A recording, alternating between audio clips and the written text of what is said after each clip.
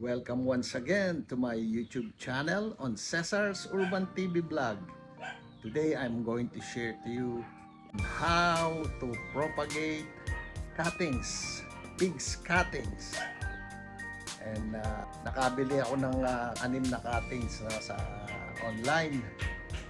Kung kaya gusto kong i-share sa inyo kung paano po itanim dito, i-propagate na hopefully ay mag-survive to, no, kasi mga branches to or cuttings na galing sa isang mother tree na let's say 2 to 3 years old na namumunga na.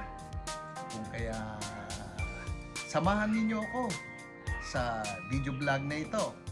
Tara na! Ito na yung mga cuttings na nabili ko sa online na simula tayo rito, no. Ito yung Kadota. Ayan. Tapos itong sumunod, Osborne. Ito namang sumunod ay BT. Brown Turkey. At itong sumunod ay Australian Flanders. At yung dalawang ito na magkatabi ay Horai. Horai. Ayan. Ayan. Ayan, makikita ninyo meron ng mga suli, ayan, meron na rin dito mga suli.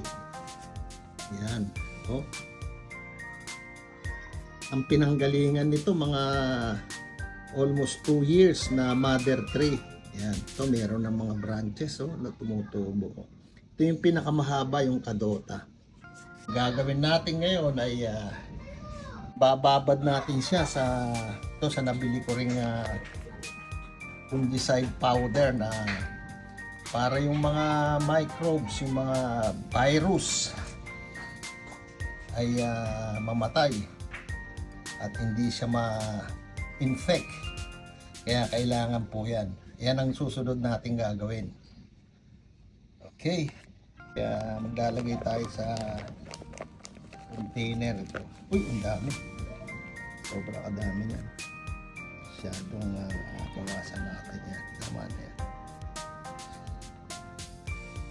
Medyo tumigas na siya. Yan.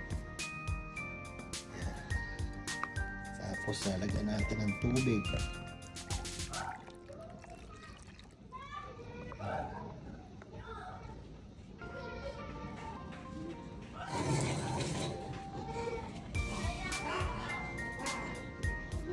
Ito yung ating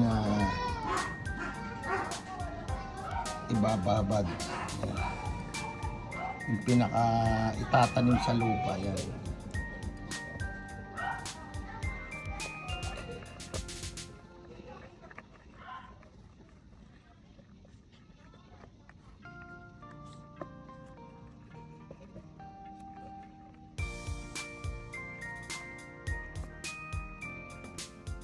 Ibabad natin ang mga 5 minutes.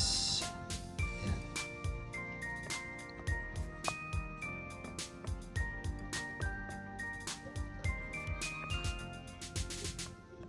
Okay.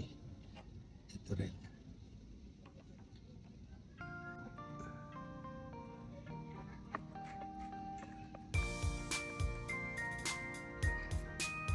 Pagkabila, binababad ko yung magkabilang dulo.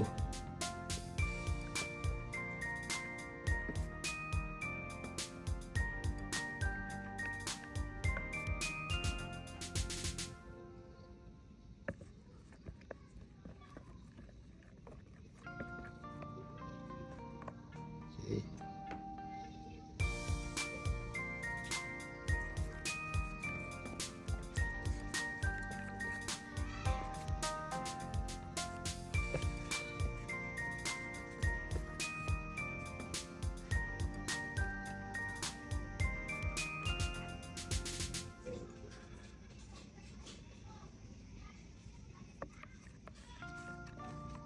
Babad natin ng 5 minutes.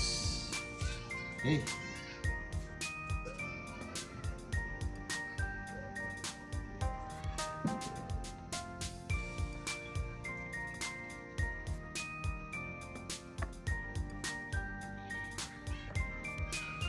Organic naman to mga ka-Urban TV vlog. Yan, organic yan. Oh. Fungicide organic. Okay. Dito natin na itatanim yung mga cuttings. May butas po yan. Yan. Kailangan na may mga butas para well draining siya. Ayan. Okay. 6 yan. Okay.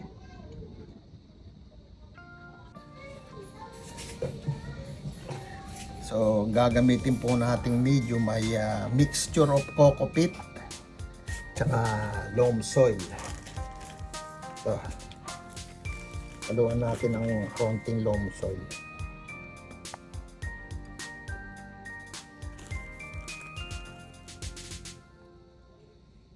Okay.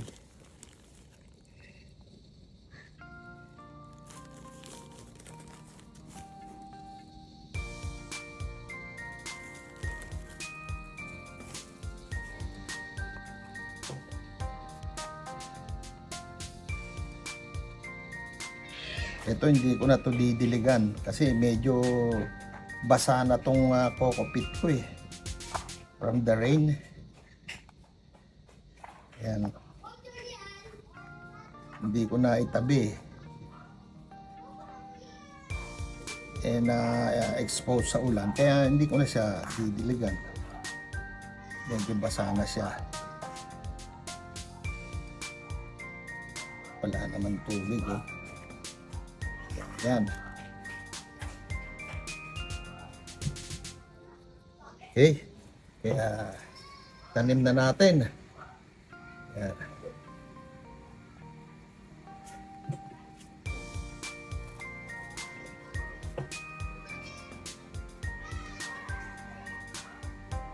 Yung una yung figs kadota cuttings.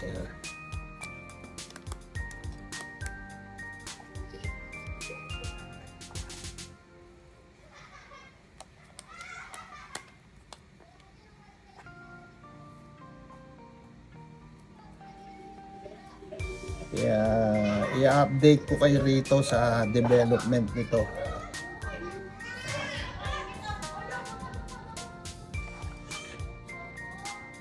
Okay.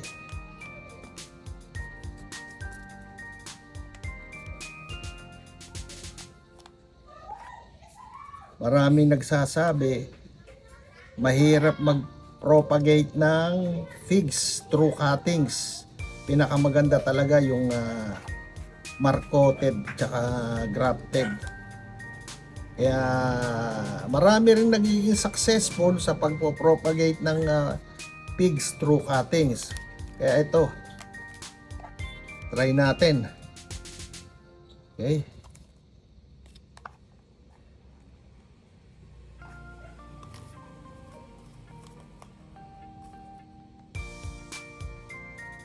Itong horai. Sunod natin.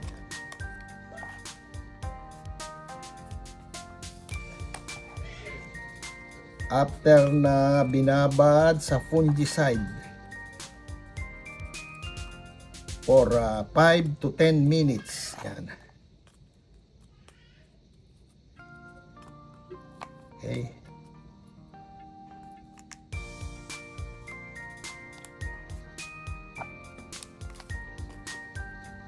Ito namang hurai pa rin.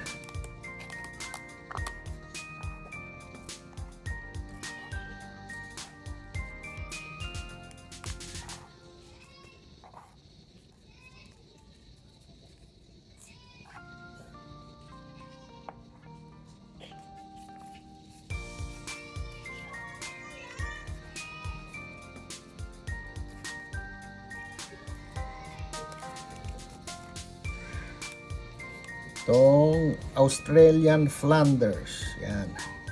Yan ang sunod. Okay.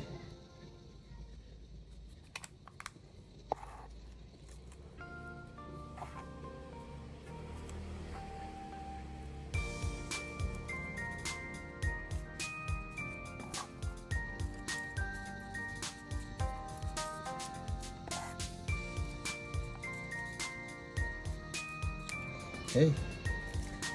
Dalawa na lang. Yan. Ito. Brown turkey.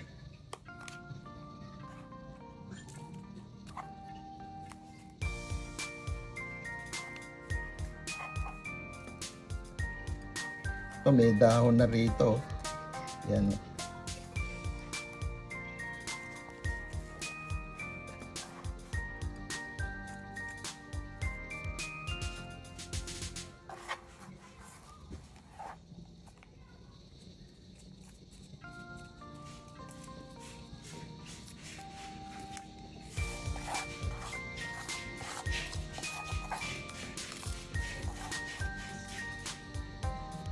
Naman ay Osborne.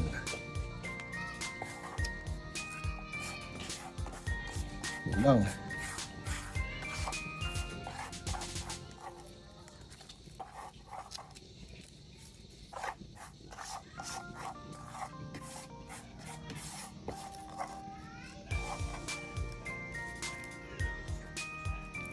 Okay.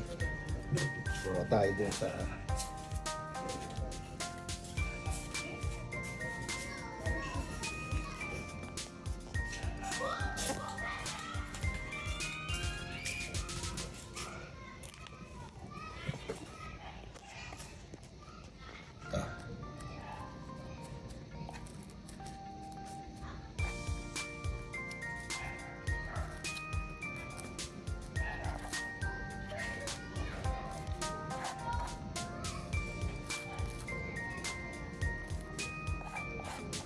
importante sa ganitong pagtatanim ng cuttings, yung humidity. Kailangan ma-maintain yung humidity, kaya tatakpan ko mamaya ito ng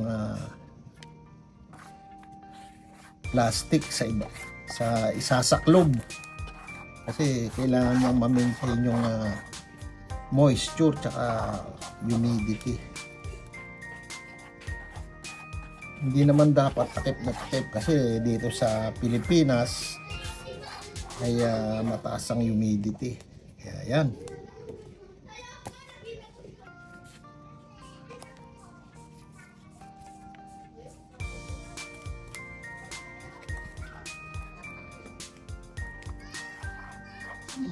Okay.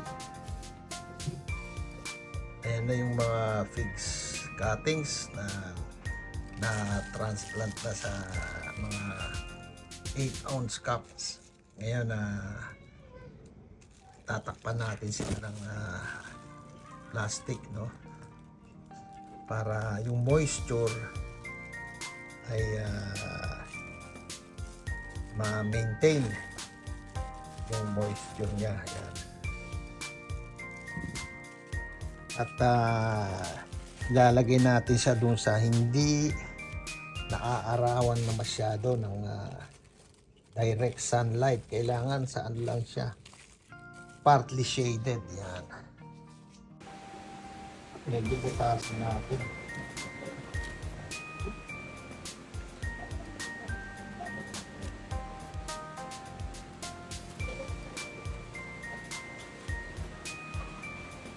Para lang magkaroon ng air circulation.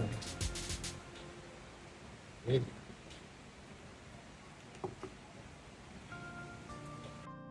1 to 2 weeks, tignan natin ulit. Okay.